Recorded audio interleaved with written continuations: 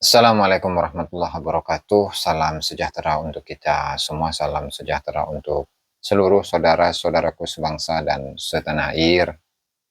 Dimanapun Anda berada, para hadirin, para pemirsa yang berbahagia, kembali lagi bersama dengan saya, Abdul Aziz Jazuli, di channel ini. Dan pada kesempatan kali ini, kita akan mengulas satu statement yang disampaikan oleh Abah Setu di dalam live streamingnya ketika beliau itu memaparkan bagaimana hikmah-hikmah, bagaimana pelajaran-pelajaran yang luar biasa di balik polemik nasab yang terjadi di Indonesia ini selama kurang lebih 3 tahun.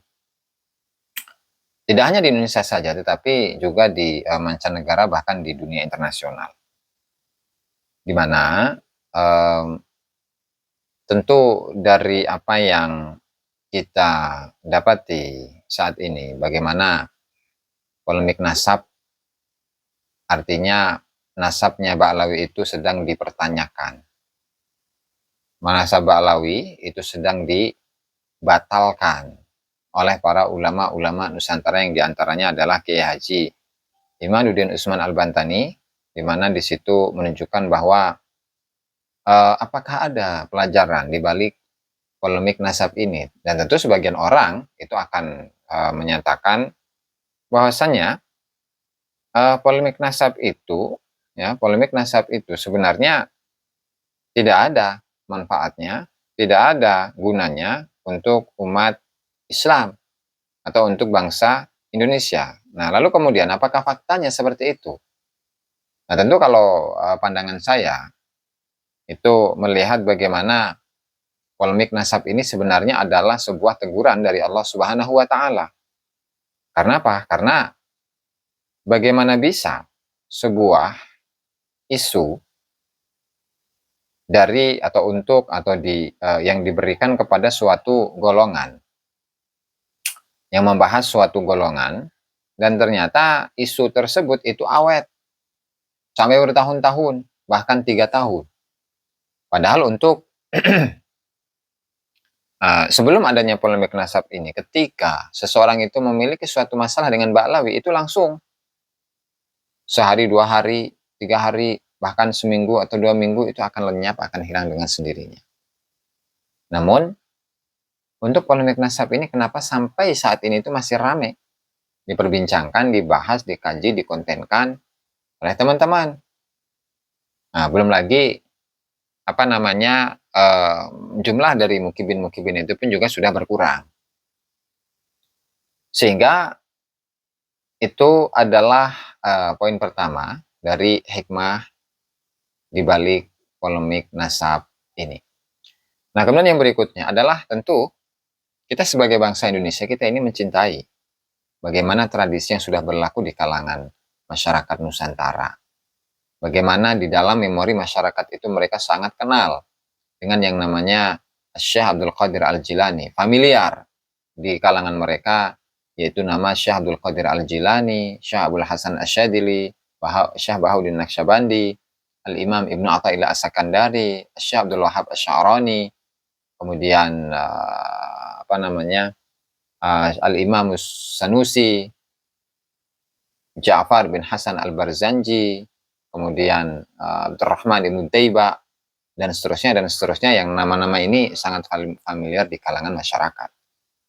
Lalu kemudian nama-nama tadi itu diupayakan untuk digantikan dengan nama para habaib, yang kemudian di-framinglah nama-nama itu dengan Habib Tanggul, Habib Gresik, Habib Surabaya, Habib Malang, Habib Tegal, Habib Pekalongan, dan seterusnya. Lalu di-framinglah itu bahwa Habib-Habib yang ada di kota-kota tersebut itu merupakan para wali-wali kutub. Artinya yang namanya wali kutub itu kan adalah wali yang memiliki tingkatan kerohanian yang paling tinggi di antara wali-wali yang ada. Atau wali kutub itu adalah rajanya wali, begitu ya. Dan itu jumlahnya sangat banyak di Indonesia, di framingnya seperti itu. Artinya ketika itu kemudian disosialisasikan ke masyarakat, ditanamkan kepada masyarakat sedikit demi sedikit dengan mengamalkan rotibnya, dengan hizib sakronnya dan lain sebagainya, maka hadorotan atau tawasul kepada ulama-ulama para aulia yang sudah familiar di kalangan masyarakat itu akan terhapus dengan sendirinya. 2. Kemudian belum lagi mengenai sejarah Indonesia, sejarah NU. Tentu ketika semuanya itu diganti namanya dengan Habib, maka tentu kita berpikir untuk anak cucu kita atau generasi-generasi berikutnya, puluhan tahun bahkan ratusan tahun ke depan, kita tidak akan mengenal lagi nama-nama tokoh tersebut. Kita tidak akan mengenal yang namanya Wali Songo, tidak akan mengenal yang namanya Pangeran Diponegoro, Jenderal Sudirman, kemudian Insinyur Soekarno dan lain sebagainya, karena semuanya akan diganti dengan habaib, dan para habaib itulah yang memiliki jasa besar dalam pendirian negara Kesatuan Republik Indonesia ini. Bendera yang bikin Habib, penentuan hari proklamasi oleh Habib, yang mendirikan NU, yang menentukan, yang disowani oleh Hadratus Syekh Haji Hasyim Asy'ari dalam mendirikan Nahdlatul Ulama itu adalah Habib. Kemudian yang membuat Jatman atau mendirikan Jatman itu, dan seterusnya, semuanya itu akan menjadi Habib. Artinya ini tidak hanya sesederhana pembahasan mengenai nasab, tetapi lebih dari itu mengenai khurafat-khurafatnya Habib, mengenai pemalsuan-pemalsuan sejarah oleh Habib, ya. Kemudian juga tadi semuanya, dan itu yang paling inti, semuanya itu adalah sudah digariskan takdirnya oleh Allah Subhanahu wa Ta'ala. Maka mari dalam kesempatan kali ini kita akan menyimak bersama-sama bagaimana yang disampaikan oleh Abah Setu di dalam live streamingnya, yang beliau itu menguraikan, menyatakan secara gamblang bagaimana hikmah yang diulas atau diambil dari atau dibalik polemik nasab Ba'lawi di Indonesia atau di mancanegara atau di dunia internasional ini. Silakan simak. Kiai-kiai sekarang yang masih mengisbat Ba'lawi itu hanya melihat cangkang tadi semua, karena nggak mampu melihat isi. Nah inilah sahabat yang harus kita luruskan, mau dalam kasus Ba'lawi ini, kata Abah, semoga juga Abah lagi mengumpulkan tadi. Kalau Kiai Madudin udah fokus adalah di nasab. Kiai Alawi misalnya adalah dari adalah berfokus adalah pada rijalul hadis misalnya. Kemudian ada Pak Masanim Ali adalah berfokus pada filologi untuk menguji tadi semua. Nanti ada bagian khusus arkeologi, ada khusus semua, karena pada dasarnya adalah marilah kita pelajari siapa diri ini yang sebenarnya. Maka seharusnya kasus Ba'lawi ini adalah menjadikan pintu kepada kita untuk mencerahkan Islam secara keseluruhan. Ya, termasuk tadi kenapa Abroha adalah menghancurkan Ka'bah. Kenapa Abroha itu menghancurkan Ka'bah? Kita harus ngerti apa tujuannya. Pasti kan punya tujuan. Mana mungkin dia melakukan sesuatu tanpa tujuan? Kenapa Sa'ad bin Ubadah itu ingin mendeklarasikan diri menjadi khalifah pada saat di hari wafatnya Rasulullah? Kenapa? Siapa yang nyuruh? Nah, coba pelajari. Biar Abah nggak bikin fitnah. Tadi semua ya. Pada tujuan mereka adalah ingin memecahkan 4 sahabat tadi, akhirnya menjadi Sunni dan Syiah. Hari ini lihat, ya. Kemudian juga kenapa Nabi Ibrahim istrinya yang ketiga Kentura itu seolah-olah dihilangkan di budaya Arab, seolah dihilangkan karena dikira karena Kentura itu hanya lahir di timur, dia lahir seolah di Nusantara, sementara istri yang lain Sarah dan itu adalah lahir di Jazirah Arab. Coba terpahami kenapa tadi semua, ya. Sarah dan Hajar seolah-olah adalah direportase oleh mereka, tapi kemudian Kentura adalah merupakan istri Nabi Ibrahim yang ketiga, yang punya anak 6, ya, dan dia lahir di Nusantara. Makanya kenapa Kentura, ada Ken Arok, ada Ken Dedes, Ken, banyak Ken di sini, itu sahabat, ya, pahami, ya. Dia kita itu bukan hanya Ba'lawi yang kecek-kecek gitu kan tadi, tapi mari adalah seluruh instrumen Islam ini mari kita juga pelajari. Karena saya yakin ini Abah nih ya, demi Allah ya, menyaksikan bukan hanya Ba'lawi, tapi banyak hal yang harus kita luruskan dalam Islam ini, termasuk juga adalah tadi tentang ibadah haji tadi semua ya. Dan kita pelajari bagaimana Wali Songo itu melaksanakan haji dan lain sebagainya lah. Nanti jadi fitnah lagi tadi semua ya. Nanti bagi orang-orang yang bisnis haji nanti tersinggung lagi tadi semua ya. Jadi pelajari ya. Jadi silakan. Kenapa kenturah itu tidak dipisahkan, tidak banyak dipisahkan dalam kitab-kitab ulama kita tadi semua. Padahal kenturah itu ada pada kitab yang lain kayak Injil dan Taurat tadi semua ya. Tadi semua ya. Kemudian juga kenapa juga pelajari juga tentang hadis Nabi sallu kama ra'aitumuni usolli. Sejak kapan kita sholat seperti yang kita sholat sekarang? Apakah yang dimaksud oleh Nabi itu as-sholat mirajul mu'minin itu seperti yang kita lakukan sekarang? Kan pasti berontak semua, masa nih sholat diuruskan lagi. Nanti kemarin Ba'alwi, iya. Sama seperti hal tadi, Ba'alwi tidak menerima. Pada saat kita katakan mereka bukan zuriat Rasul, pasti juga di unsur yang lain tentang dari mulai kapan datangnya wajib Jum'ah. Kapan mulainya Jum'atan? Bagaimana datangnya perintah Jum'ah itu? Karena yang ditakutkan sahabat masalahnya adalah pembelokan. Jelas Wahabi itu adalah dibelokkan, Ba'alwi juga dibelokkan. Tapi jangan lupa amaliyah Islam itu sejak kelahiran Rasulullah pun sudah jadikan ancaman. Itulah contohnya adalah kenapa? Karena dari hasil Warokos ada di seorang pendeta Yahudi, si Abroha itu tahu bahwa sesungguhnya ini Nabi yang akan membawa kemuliaan kepada Islam. Maka dia bilang, berarti tempatnya harus dihancurkan, pindahkan ke Yaman. Itu tadi. Maka jangan aneh sekarang ada pernyataan bahwa Nabi Muhammad itu orang Yaman. Tadi semua. Karena itu sudah dibangun seolah-olah dari kisah palsunya dari zaman dulu tadi semua. Sehingga Nabi dianggap orang Yaman dan dari semua.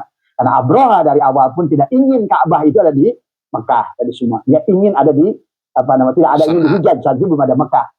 Dia hanya ingin adalah di Son'a dia, makanya dia bangun lebih indah dari emas tadi semua sahabat.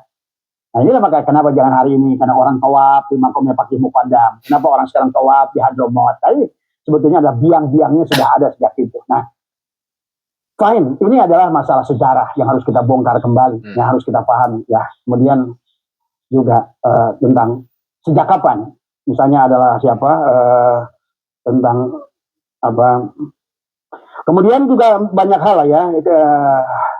Kenapa sumber hadis dari Ali dan Fatimah hampir tidak ada? Pernah Anda memahaminya? Ali hadis, bangun dari tidur kalian. Kemanakah sumber hadis dari Ali dan Fatimah? Tadi semua. Padahal Ali hidup dari kecil bersama Rasulullah, yang mengerti tentang Rasulullah, bagaimana tidurnya, bahkan sering tidur bareng dengan Rasulullah. Harusnya adalah kalam Ali itu lebih banyak daripada kalam-kalam yang lain, apalagi Abu Hurairah. Tadi semua, ya, tadi semua. Dan juga Fatimah. Fatimah adalah putri Rasulullah. Tapi lihat, mana sumbernya? Kalau seandainya adalah mereka katakan bahwa sesungguhnya adalah Rasulullah adalah pintunya ilmu dan Ali adalah babuha, harusnya adalah banyak hal yang datang dari Ali. Kenapa tidak mau kalian mendekati Ali? Karena kalian anggap dia Syiah. Tadi semua, ya. Sehingga nanti Imam Ja'far as-Shadiq keturunan Ali itu difitnah sebagai Syiah. Padahal Imam Ja'far as-Shadiq itu guru daripada Imam Mujtahid, termasuk Imam Hanafi, Imam Maliki, ya. Bahkan Imam Hambali itu walaupun bukan gurunya, bukan muridnya Imam Ja'far as-Shadiq, tapi Imam Hambali itu dalam banyak hal ada berkiblat kepada Imam Ja'far as-Shadiq. Walaupun kata beliau bahwa dia juga tetap dianggap sebagai Syiah. Nah inilah. Padahal Syiah dan Sunni itu adalah ciptaan siapa dari awal. Ini memecahkan seluruh tadi 5 pancar itu. Memisahkan, karena nggak boleh dipisahkan. Seharusnya Abu Bakar itu adalah perlambang tanah, Umar itu perlambang api, Utsman itu perlambang angin, dan Ali itu perlambang air. Maka seluruh 5 pancar dengan Rasulullah ini tidak boleh dipisahkan sebenarnya. Sementara seolah-olah gontokan antara Sunni dan Syiah. Lihat, sekarang Muammar Gaddafi adalah orang Sunni yang dihancurkan oleh Syiah pengikutnya. Lihat lagi, Assad, Suriah, sama. Orang Sunni yang dihancurkan oleh Syiah. Saddam Hussein, dia orang Sunni yang dihancurkan oleh pengikutnya. Semuanya sama. Karena ini adalah Sunni dan Syiah adalah merupakan rekayasa dari awal untuk mengadu domba. Maka inilah yang dipahami oleh Abah. Jadi bukan hanya kembali lagi tentang nasab Ba'alwi, kata Abah, marilah kita cerdas sekarang. Juga pelajari Islam secara keseluruhan. Ini waktunya. Karena ini Allah teknologi, kenapa Allah bukakan ada Google, ada YouTube, ada Instagram, ada Facebook, dan lain sebagainya. Inilah waktu, ada AI. Tadi semua, ya. Sampai sekarang dengan adanya AI, orang-orang barat sana menciptakan AI yang tujuannya ingin mendiskreditkan Islam. Tapi AI itu begitu ditanya, siapa Tuhan kamu? Siapa Rasul kamu? AI itu malah menjawabnya. Sehingga banyak pengusaha-pengusaha AI, profesor-profesor AI yang akhirnya tadi adalah mengambil Islam sebagai agamanya tadi semua ya. Sementara orang Islamnya sendiri makin jauh berbelok, entah menuju kemana. Yang pertama dia mentuhankan Ba'alwi.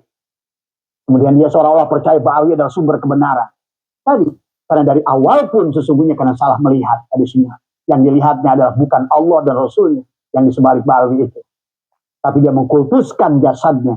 Ada lagi orang bermursyid sama. Yang dilihat adalah cangkangnya.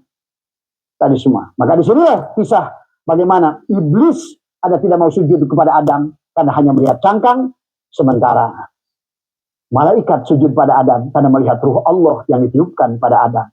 Maka inilah tujuan kita di alam dunia ini adalah bagaimana anta budallahu ka'annaka tarah, fa illam takun tarah, fa innahu yarah.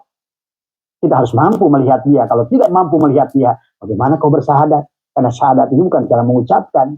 Nah, inilah kata Abah, dengan kasus nasab ini, mari kita luruskan. Juga ada syahadatnya. Kenali Muhammad Haq, Muhammad Hakiki, Muhammad Harid, Muhammad Majaji, kenali. Kenali Nur Muhammad, kenali Nabi Muhammad. Ini pelajar jangan ditutupi. Ini. Karena kalau hal ini ditutupi, maka kita akan sasar sejauh-jauhnya. Jangan ditutupi. Kenali siapa Nur Muhammad itu. Apa Nur Muhammad itu. Dan siapa baginda Nabi Muhammad SAW itu. Tadi, apa hakikat Rasul itu. Apa hakikat para aulia itu. Tadi semua. Ya. Dan pahami ini. Kenapa? Allah berfirman, laqad ja'akum rasulun min anfusikum. Telah datang kepadamu adalah Rasul. Berarti Rasul itu akan selalu ada.